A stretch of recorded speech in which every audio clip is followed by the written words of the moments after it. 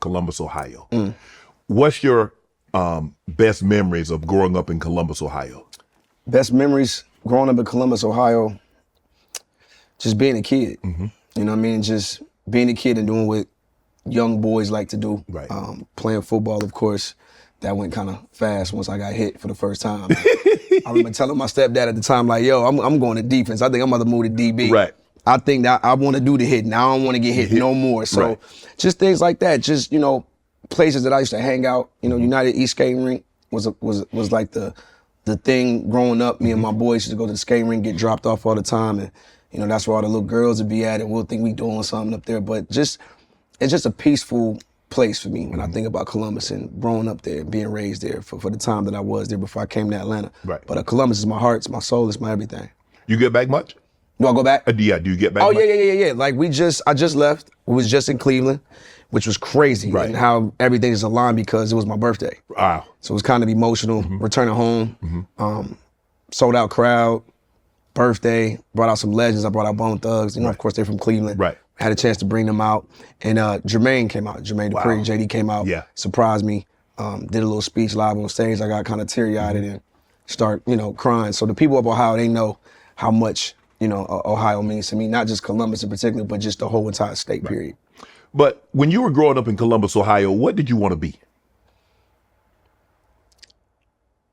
A football player? An athlete? I wanted to go to Duke. So you want to be a hooper? I wanted to hoop. Like, I didn't know that like basketball players was as tall as they are. Like now, because I've been around them, and I shot the movie and all that. But growing up, like I didn't have no access to players. So on TV, everybody to me looked like normal height, right? And then I remember one day somebody like, you too short to play.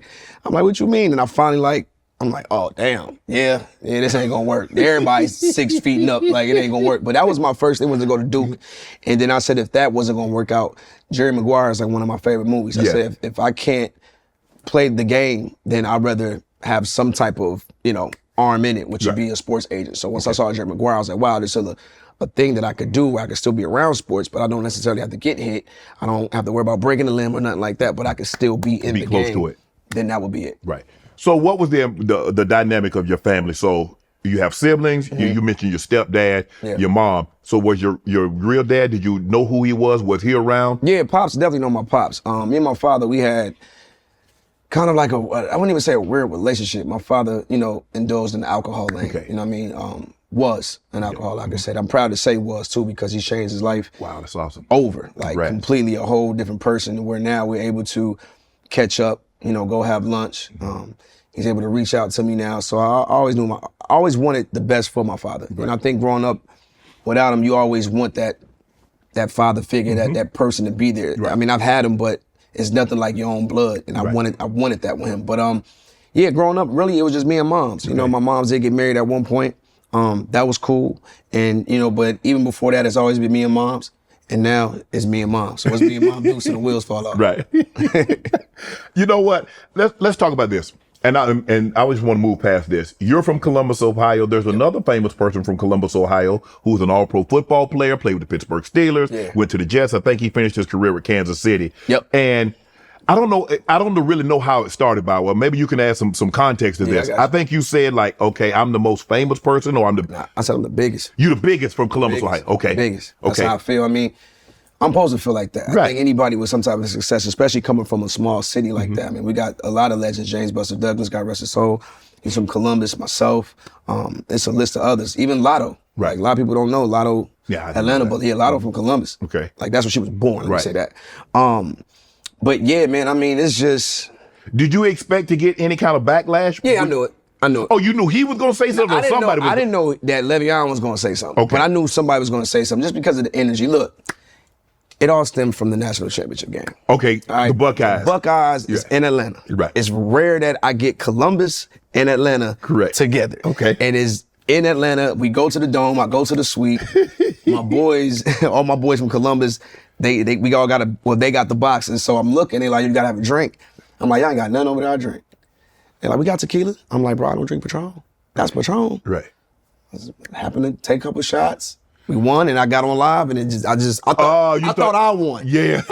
And I was trying to make it. People don't know this. I was trying to get to the field. My security said, "Val, you just kept trying to get to the field. And I did get to the field and they were celebrating. I'm like, yo, you gotta let me out there. Right. They're like, man, we would, but we can't. I'm like, you gotta let me out there. Like, Right. I'm the biggest thing and riding off of emotions. Right. I went on my live and I said what I said, but I didn't know that he was gonna come back. And I will say this, I reached out to him as soon as I saw the video. I'm not like most cats. I'm not like the back and forth on the internet. Try to keep it going. You try to settle. I'm gonna call you. So I hit him on a DM like, yo, call me. I don't do the internet yelling over the phone thing. Okay. We spoke like men. Okay. Passed it up. I told him where I was coming from with it. He apologized like, man, you know, I jumped out there not knowing, blah, blah, blah. I like that. And that. the people spoke for me. I didn't really have to say much. Right. But I got love for Le'Veon. That's all good. Okay, I appreciate it. Yeah. Did you know he was from Columbus? Yeah, I knew. I knew he was from okay. Columbus. Okay, yeah, nice little thing. So let me ask you this. So before you, because, okay, you're in Columbus, Ohio, you say, I want to go to Duke, but you really come to the realization, It ain't working. it ain't going to happen. Yeah, it ain't. And so now you shift your focus. Now you realize to come to the realization, basketball ain't happening. Ain't happening. Now what is the focus? The focus was just being a kid. Okay. And letting it just happen. Okay. So I remember at the time, I want to say I was on the football field. Okay. And my mother walked up to the fence. And she was like, come here. And I was like, all right, what's up? She said, we're going to Atlanta tomorrow. I'm like, for what? And she's like, I know you said you just want to live a normal life. You want to be a kid. You don't want to do the thing. Because after the whole death row thing fell out, I was over the music business. I was like, I'm done with it. She said, but there's this guy by the name of Jermaine Dupri I want you to meet. I'm like, who? He found Crisscross. And growing up, I was so envious of Crisscross. Yeah. Because when Snoop had me, I felt like that was my time, even though it wasn't. Mm-hmm.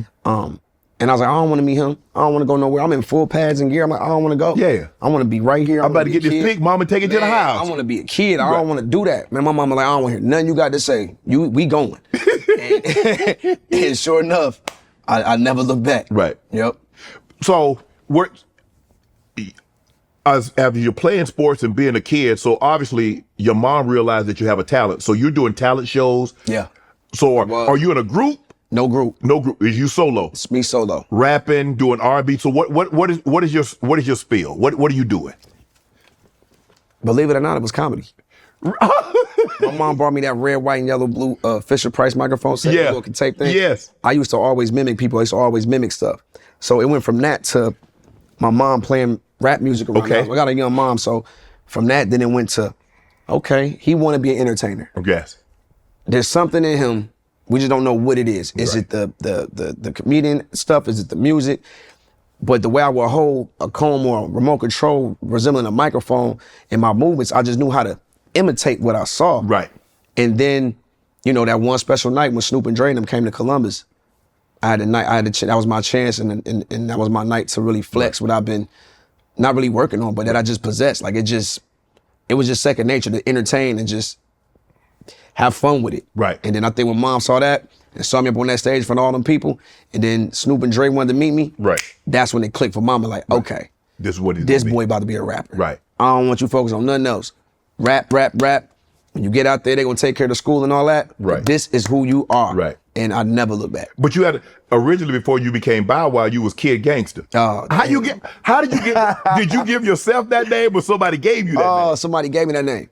Want to join Club Shay Shay? Become an official member by hitting that subscribe button, where you never know who's going to be joining us for drinks and conversation.